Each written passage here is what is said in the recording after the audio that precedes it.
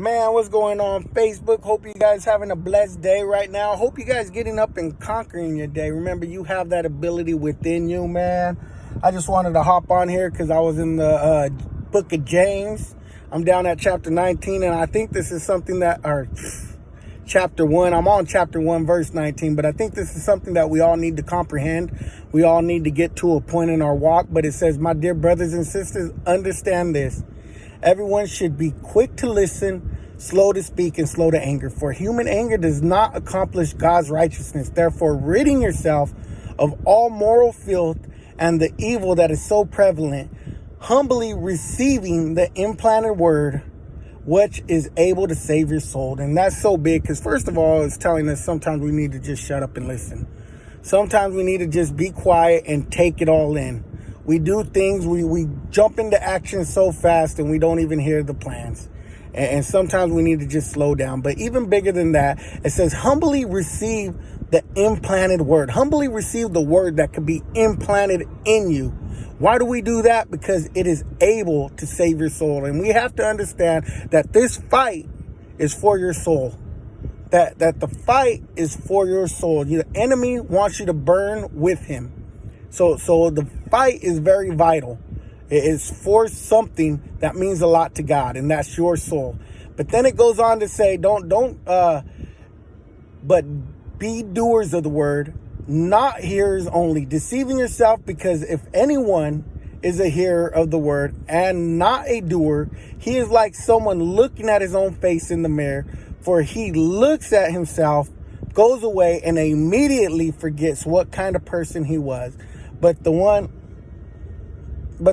who looks intensely into the perfect law of freedom and preserves in it, and it is not in a forgetful hearer, but a doer who works, this person will be blessed in what he does.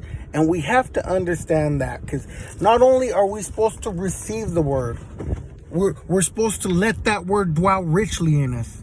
But once we start to receive it, we have to start to do it. We have to start to do it. And it's real important, because the way we're living, a lot of people, they go to church Sunday morning and they're hearing, they're receiving. And as soon as they walk out of that place, they go back to living their life Monday, Tuesday, Wednesday, and Thursday like it never changed. Like it never changed. And they're just deceiving themselves. And I don't want you to do that, man. There has to be a point in your walk where what is important to God has to become important to you.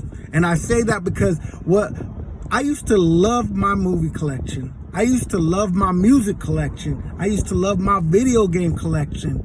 But I started realizing that was hurting my soul more than it was helping. It wasn't helping me at all.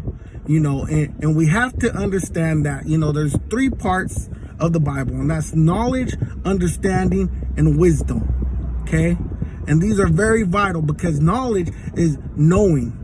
We all know there's a God. Trust me. Law enforcement comes, pulls us over. We're going to start praying to God. Get me out of this. I was there. I prayed to a God I didn't know. Please, God, help me. I won't do it again. And then I would go back to the same vomit. But then you start to understand. You start to understand. See, we know there's a God. Then you start to understand his ways. You start to understand. You start to get it. Okay, God, yes, the way I'm living isn't right. Yes, God, I know what I'm doing is wrong. But sometimes we tend to keep doing it. We keep telling God, like, I know what I'm doing is wrong, and this is going to be the last time. See, that's the understanding part. Then the wisdom comes with application. With application. Okay, God, I know you. I know you. I seen you. You revealed yourself to me. I know of you. And I understand your ways are righteous. I understand your righteousness has me rightly positioned. So now I start applying what I'm learning. Start applying what you're learning. You start becoming a doer in his word and not just a hearer.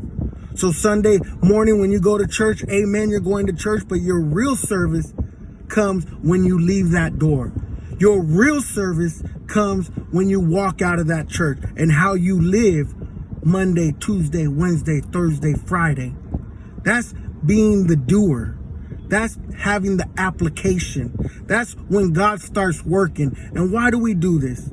Because it goes on to say, and all that you do will be blessed. So I love y'all, Facebook. I hope you have a blessed day, and I hope you get out and conquer your day.